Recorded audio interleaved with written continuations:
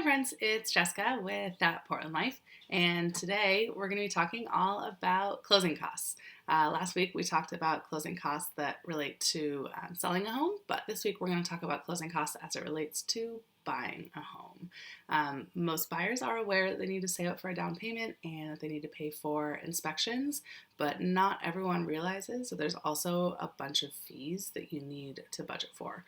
I had a couple some years ago that ended up having to let their dream home go just because they didn't have enough cash to close on the home.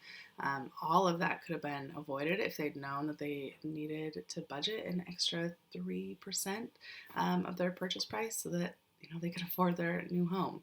I really don't want you to end up in that situation, so here are my top 3 tips when it comes to closing costs. Firstly, meet with your realtor and write out a budget.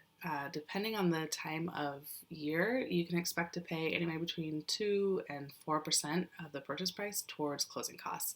That means if you are buying a $500,000 home, your closing costs are going to be somewhere around $15,000. We have a really great buyer's guide that walks you through everything once you're ready to be serious about buying a home. If you want me to email it over to you ahead of time, let me know. I am happy to send it to you. Secondly, take a look at your finances and really budget for what makes sense for you. Just because you're approved for a $500,000 house doesn't mean you should buy a $500,000 house. If you only have $7,000 to put towards closing costs, we may want to look at buying a cheaper home. The worst thing you can do is move in and immediately be house poor. So let's go over the real budget and decide what kind of purchase makes the most sense for you. Third, we want to make a plan for your money to go as far as possible. Depending on the overall health of the market, we might be able to ask the seller to pay for some or all of your closing costs, which obviously will make your money go much, much farther. While this is always an option, if we're in a really strong seller's market and we end up competing with other offers on a home, it's going to be really hard to get our offer chosen and get closing costs covered. So we just want to sit down and make sure that we go through all of our options so that you're very clear on exactly how much we can get when you're buying a home.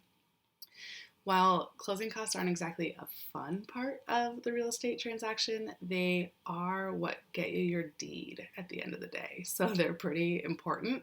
If you want to sit down to discuss exactly what fees are covered, how much you should expect after you've gotten pre-approved, or if you just have general real estate questions, I would love to chat with you anytime. I'll buy you a beer, buy you some coffee, whatever you'd like.